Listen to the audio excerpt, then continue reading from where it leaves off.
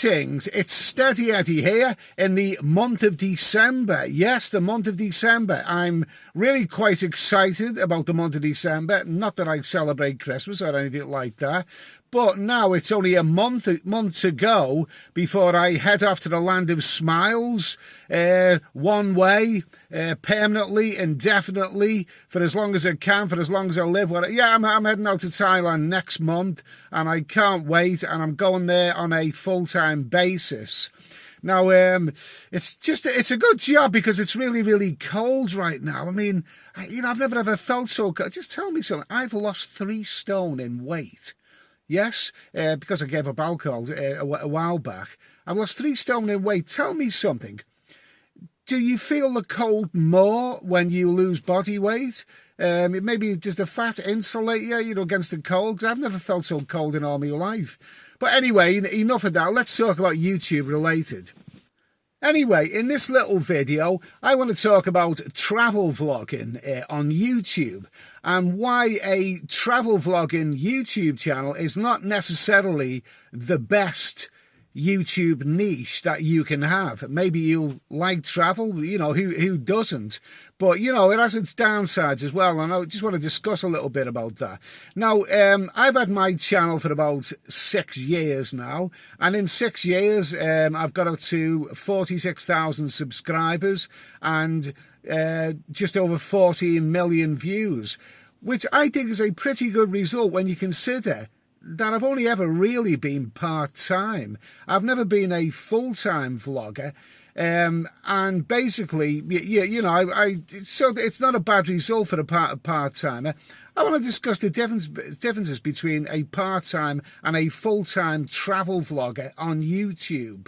Well, it's a no-brainer, really. The difference between a part-time YouTube vlogger and a full-time one is simply that a part-time YouTuber is one who doesn't live abroad on a full-time basis or doesn't travel on a full-time basis. He spends at least half the year in his own country, probably doing a humdrum job, and has a YouTube channel which is saved for when he goes travelling.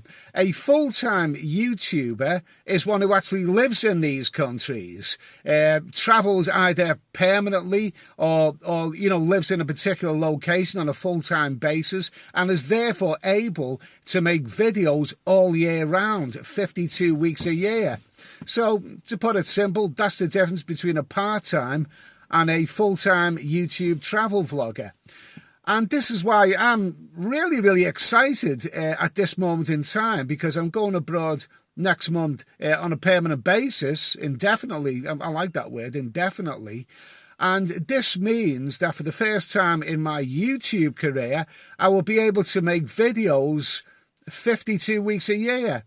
I'm not saying every day, but I'm saying every single week of the year. There won't be any slow patches. I'm really, really quite excited about that, and I can't wait. And I'm looking forward to this channel being bigger, brighter, better than ever. I'm looking forward to that transformation from being a part-time vlogger to being a full-time one. Okay, that's all coming up very, very soon. You have to be realistic. YouTube is very, very competitive. I mean, these days it seems just about everyone's at it.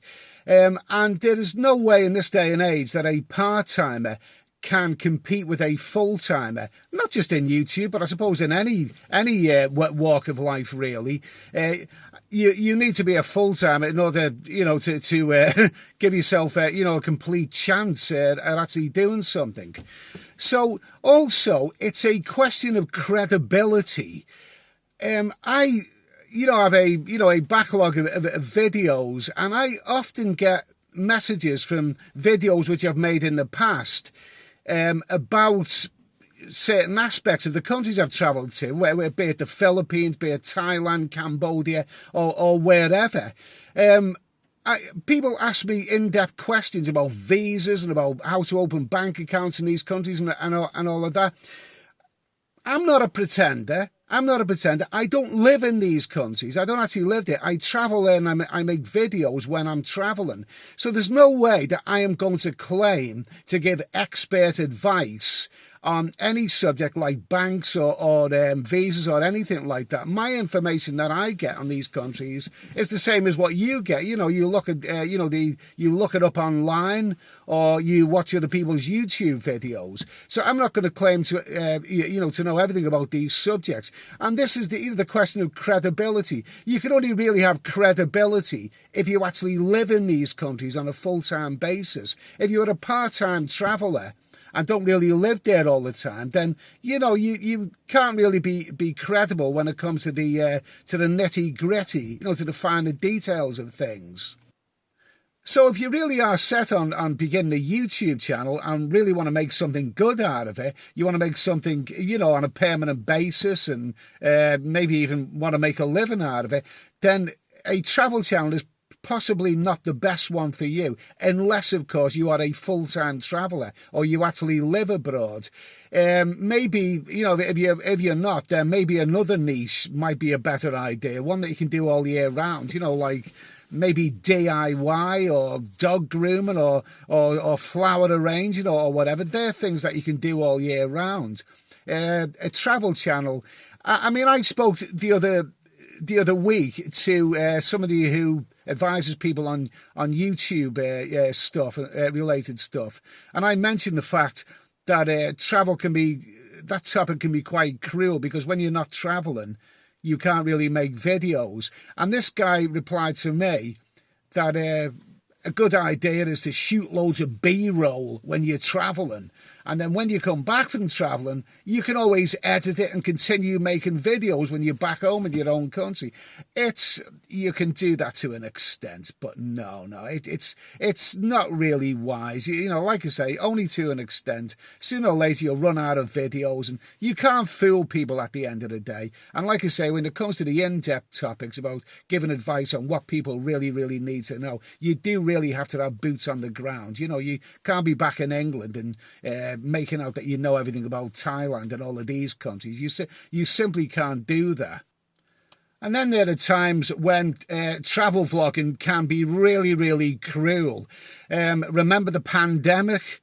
All of a sudden that came along, and how can you make videos when you're not traveling? The pandemic came along, the lockdowns. The only people who really made videos were people who were actually in these countries at the time, or indeed were stranded in these countries. The rest of us were outcast. That went on for about 2 years. And imagine, you had decided to create a YouTube channel, a travel vlogging channel, and you were really getting into it. You were building up your subscribers, and the going was good. You were really, really hopeful. And then the next minute, the carpet gets pulled from underneath you, because this thing, this antivirus comes along and locks everything down.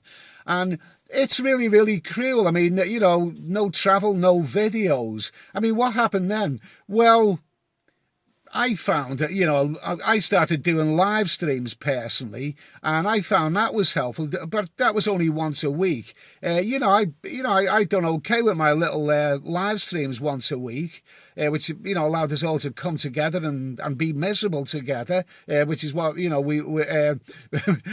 is what it was, very, very, very miserable time. But at the end of the day, I'd still rather be making videos. Other people during that pandemic, other travel vloggers, they simply gave up. They simply, thought no travel, no videos. What other niche can you have in YouTube where all of a sudden, for circumstances that you've got no control over, you can't make videos until the powers that be say that you can make them again? This is the cruel reality of travel vlogging. That was a very, very strange moment in our lives, and hopefully it doesn't return anytime soon. And of course, the misery doesn't end there. How about the enormous cost of travel in this day and age? I think everyone would agree that travel in general has become a lot more expensive now. Flights, obviously. Flights are a lot more expensive now than what they used to be. Food, hotels, alcohol, just about everything that you can possibly have that's travel related is more expensive now than it was a few years ago. And who pays? I mean, who pays for all this stuff? The travel vlogger, the guy who's YouTubing and traveling and making his videos, he's the one who has to pay for all of this. So do you earn more money from YouTube revenue in order to compensate for the increased cost of travel? No. YouTube ads revenue is no gold mine, regardless of what you may have heard.